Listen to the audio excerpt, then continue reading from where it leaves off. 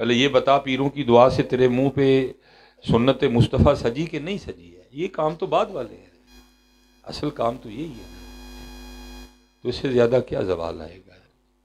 عجیب ہی داستانیں ہیں، کیل نکل رہے ہیں، چھریاں نکل رہی ہیں، بلیڈ نکل رہے ہیں، اور ہم نے کتابوں میں پڑھا کہ صوفی کبھی اندر سے بغض نکالا کرتے تھے، کبھی صوفی اندر سے تکبر، کینہ، تسنع، یہ چیزیں نکالا کرتے تھے۔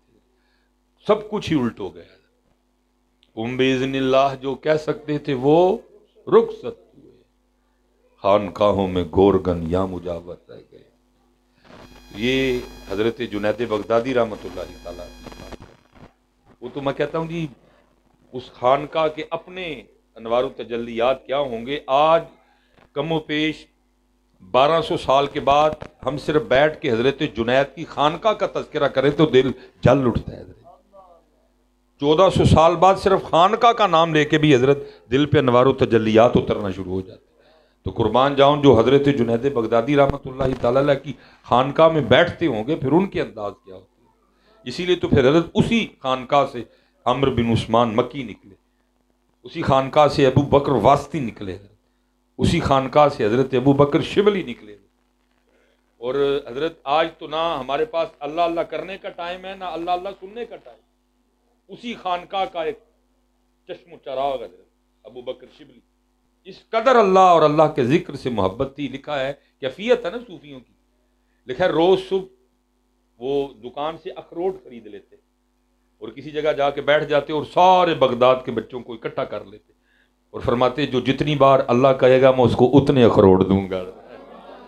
بچوں کو بٹھاتے، بچے اللہ اللہ کرتے جاتے، آپ اخروٹ دیتے جاتے۔ کیفیت تھی نا صوفی، کیونکہ کبھی کبھی ذکر کرنے کو دل کرتا ہے اور کبھی کبھی سننے کو دل کرتا ہے۔ کبھی صوفی کی کیفیت ہوتی ہے کہ خود کروں، اور کبھی صوفی کی کیفیت ہوتی ہے کہ کوئی کرے، میں آج اس کے ذکر کو سن کے جو ہے نا میں اس کا مزہ لوں۔ تو وہ لکھا ہے کہ حضرت جنید بغدادی رحمۃ اللہ تعالی علیہ آپ مریدین کو بٹھا کے تربیت کر رہے تھے، اور اس دن موضوع تھا اخلاص۔ جب حضرت تربیت فرما چکے، وہ گفتگو ختم ہوئی تو ایک مرید اٹھ کے عرض کرتا ہے کہ حضور آج آپ نے اخلاص کے لحاظ سے ہماری تربیت فرمائی، تو میرا سوال یہ ہے کہ حضرت نے اخلاص کہاں سے سیکھا؟ تو آنکھوں میں آنسو آ گئے۔ فرمایا اے میرے بیٹے، میں نے تو اخلاص اپنے محلے کے نائی سے سیکھا تھا۔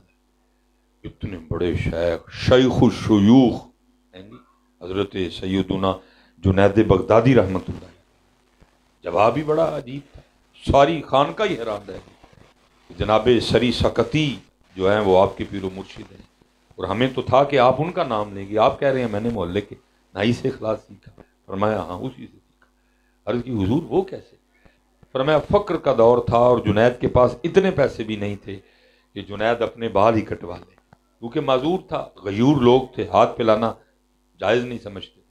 فرماتے اس لیے وہ بال جو شریعت نے اجازت دی ہے اس سے کچھ تجاوز کر چکے تھے، یہ معذور تھا۔ میں کہتے میں آپ کی بارگاہ میں گیا اور آپ نے بال دیکھ کے فرمایا جنید جاؤ بال کٹواؤ جا کے، دیکھو اتنے اتنے بال بڑے ہیں تمہارے۔ کہتے ہیں مجھے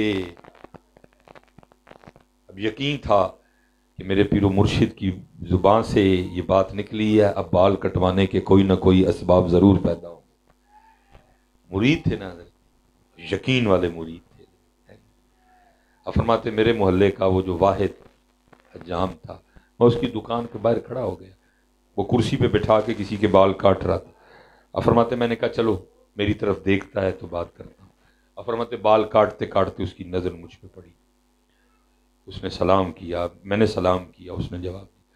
اب فرماتے میں نے کہا بھائی ظاہر ہے تیری دکان ہے اور تیرا گھر تیری دکان سے ہی چلتا ہے، اور ظاہر ہے تو پیسے لے کے بال کاٹتا ہے، اگر نہیں پیسے لے گا تو گھر کیسے چلائے گا؟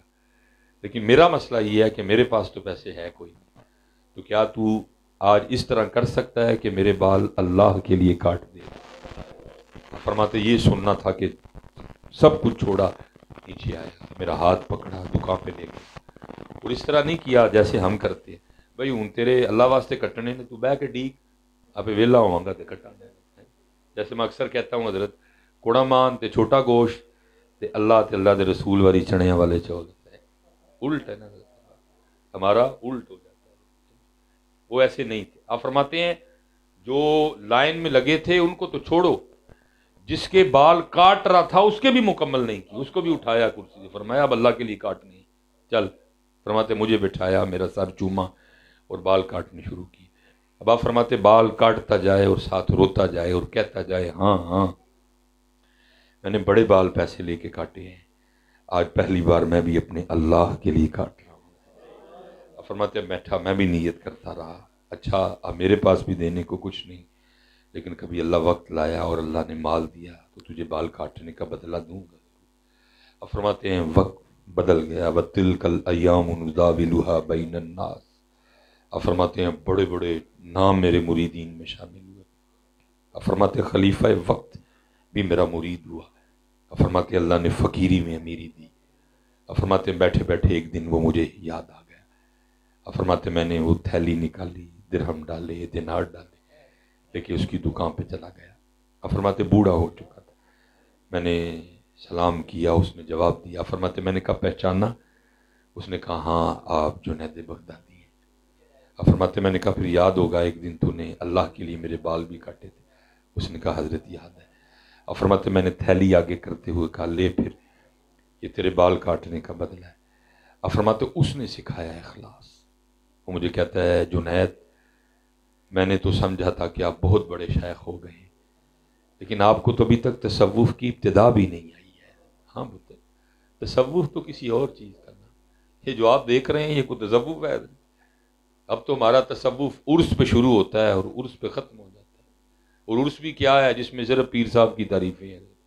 ہر آنے والے نے پہلے 10 منٹ پیر صاحب کی تعریف کرنی. پیر صاحب دا جناب جبہ ہے انجے تے پیر صاحب دا یہ ہے انجے تے پیر صاحب دا یہ ہے. یہ کہاں کا تصوف ہے؟ قربان جاؤں حضرت عمر فاروق رضی اللہ تعالیٰ عنہ کی بندہ تعریف کرے اور آپ اس کو کوڑا مار کے کہیں کیوں مجھے جہنم کی دعوت دے رہے ہیں؟ میری کیا ہے کہ 10 منٹ میرے قصیدے پڑے جا رہے ہیں. یہ والا نہیں ہے. فرمایا میں نے تو سوچا تھا کہ آپ بہت بڑے شیخ ہو گئے، میں بھی آپ کی بیعت کر لوں. جنید آپ کو تو تصوف کی ابتدا نہیں آئی ہے. آپ فرماتے ہیں اس دل میں خیال آیا لے بھائی اون نائی سانو تصوف سکھائے گا جس نے سری سکتی سے تصوف پڑھا ہے، اب کیا ہمیں بال کاٹنے والا تصوف سکھائے گا؟ لیکن بڑے لوگ تھے نا. اب فرماتے میں نے کہا نہیں کوئی بات ہوگی جو یہ بولے گا. اب فرماتے میں نے کہا کیوں کیا ہوا؟ تو اب فرماتے اس نے سکھایا اخلاص. وہ مجھے کہتا ہے جنید یاد رکھیے گا جو کام اللہ کے لیے کیا جائے لوگوں سے پھر اس کا بدلہ نہیں مانگتے ہیں. ہمیں کیا تصوف کی ناچ نہ جانے آنگن ٹیڑھا. وہ جو بیچتے تھے دوائے درد دل وہ دکان اپنی بڑھا گئے.